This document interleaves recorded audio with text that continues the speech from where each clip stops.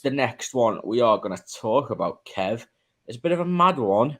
This come from Corriere dello Sport in Italy, who maybe aren't the most reliable, but it's a story and they're a newspaper, so it's probably a bullshit one, but I thought we'd discuss it anyway. Napoli, who are selling Kim Min-Jae for, someone correct me, I think it's for like 50 million, maybe a bit more, to Bayern Munich. It looks like they're in the hunt for another centre back. They've actually just had, while I was setting up the stream, they've actually just had a bid declined by Wolves for Max Kilman for 30 million, someone who Liverpool was interested in as well. But this report says that they want Liverpool's Ibrahima Konate.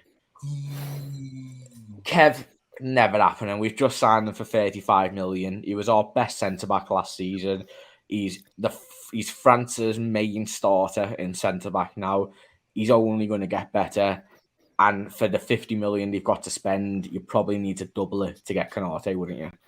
You'd have to at least treble that, in my view, before you even come to the table to us.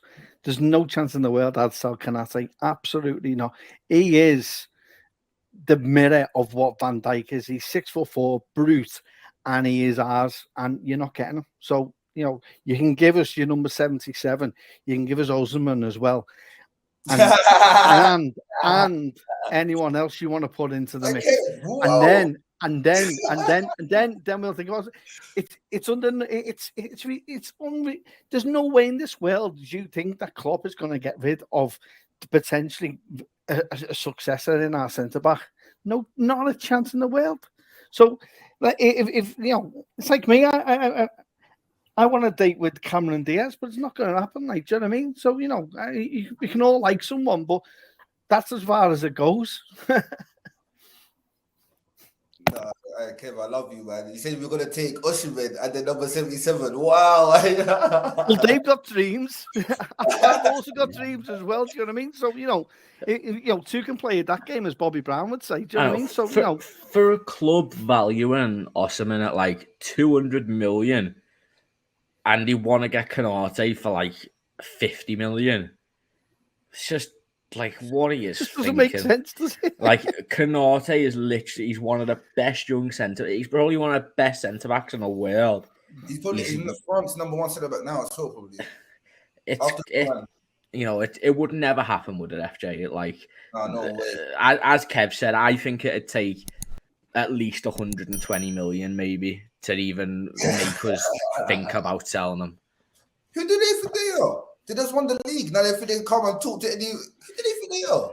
Because they won the what? They won the league. No, Konate is not for sale, man. But everyone can try and wish, But yeah, he's all right. He's all right. But Konate, I pray him and Van Dijk have a best partnership this season. We need them. They're vital. So them to come to talk to us about Konate, you're right. We need at least triple of his value, But that's just a little rumor. We'll just brush that aside and just make the third signing, But yeah, that's how it goes, man. Konate, he's wonderful, man. I love him. We need him. Hopefully, because last season he did do 1-2 mistakes. Hopefully, this season he comes out better and stronger, And yeah. So hopefully, you get me. Well, yeah. I mean, Colin, he's obviously a bit injury prone, but the talent is there, isn't it? Like, I don't think there's another centre-back in world football that has the skills of Konate, probably apart from Virgil van Dijk at his peak. Like, he's so tall, so powerful, he's so demanding in the air, he's unbelievable on the ball. Like, speed. He's got everything that a modern-day centre-back has. And if, the likes of De Ligt are going for 70 million, Upamecano for that, even Gvardiol for 120 million of the talks are, like, Liverpool are going to want a high fee. And again, it's never going to happen because you're not going to be able to replace them. So it's probably paper talk, but I thought it was a bit of an interesting one. It's really, it seems to me like they won the league and they have not quite come down from their high yet. They're still riding, and really, like Kev said, you can want whatever I want $100 million in my bank account, but doesn't mean you're going to get it. It's absolutely hilarious. Because you're right. And if Chelsea are going to want, 100 for Colwell, 100.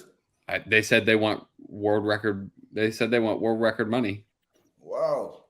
Which is like, if that's not what they would end up settling for, I'm sure they would take less. But yeah, I mean, I think you guys said it. It would be somewhere between 2.5 and 3 times what and we he's paid. one of the best 1v1 defenders. And Liverpool, the way we play aggressive. So we mainly leave the back 2 1v1s. Yeah. So Van Dijk, I love Van Dijk. I trust Van Dijk to have a 1v1 with any striker. Any striker in the league. Van Dijk with a 1v1, I'm not scared. I'm not scared of Haaland 1v1. I'm not scared of, who was there? Gabriel 1v1. 1v1 in anyone in this whole world, I'm not scared of with Van Dijk. Konate, he's literally the spitting image. He's probably strong, far, do the same thing. But hopefully, you were gonna say again? When we started playing that 3 at the back and Trent started going to midfield and sort of man marking more, when he would mark someone to come up into the midfield, how many times did we see him, especially towards maybe the last 10 games of the season, intercepting the ball as his his wide mark is checking back into the center? I mean, it was constant. He was turning the ball over left and right. For me as well, it was just it's the amount of how quickly and how much space he can make up just by running to cover it or to cover that right-handed side. And it's only when you see it live that you go, wow, he is phenomenal. Someone as fast and as big as what he is, to be able to run and cut down that space so well, you can see why we reverted to that 3 at the back. And it's the kind of cover that you tend to need, but you'd also need to have a little bit more in midfield as well, to just as a backup for him as well, because he's a beast. And you only have to look at that Arsenal game and that tackle he went through on Xhaka. That just honestly that just sums up what Ibu's about. He is a machine. What's his weakness? Injuries. Yeah. I think as well, he's probably a bit rash. He's very eager, which again, it's probably, it's harsh to look at it as a weakness because he's still so young and, he's playing at a top level already. 23? Yeah, 23, 24. So, it's good that he's eager, but sometimes it does backfire. But again, it's not a massive deal. I think someone mentioned he's probably had, a couple of mistakes this season. But it happens. He's a young defender. He's learning on the spot. So, but I've got a question that I'll pose to everybody. Get 80 mil for Konate and go after Gvardiol. Would you do that? No. Why? So Gvardiol would be great as that left-footed or that left side in 3. But we take Konate out, then who's Joe Gomez going to play that right side against their left winger, in one-on-ones. We've seen how that goes. Yeah, I mean, go on. Go on, Ashley. Go on. Honestly, who's better at them two? Who is better at them two? Did Konate hold 7 against Man City? No, there's your answer. Basically, everyone's saying no. Konate. I'm not selling Konate. No way. Guardiola's good, but I'm not selling Konate. No way. Yeah, I mean, Kev, what are your thoughts on it? I think everyone kind of admits that Gvardiol would be a great centre-back to have at the club. Maybe not for 120 million euros, which is what's being quoted. But I don't know. I think if Konate can get his injuries out, I think there's a higher ceiling for Konate personally. Oh yeah, there is, but I tend to agree with what Cole said. Is the fact that you bring a quality player in and you lose something else on the right hand side, and that's the biggest problem. We haven't got enough. There's not enough in backup that you could actually turn around and say, yeah, that's worthwhile doing, because we've got Matip, who is injury prone but hasn't had his best season.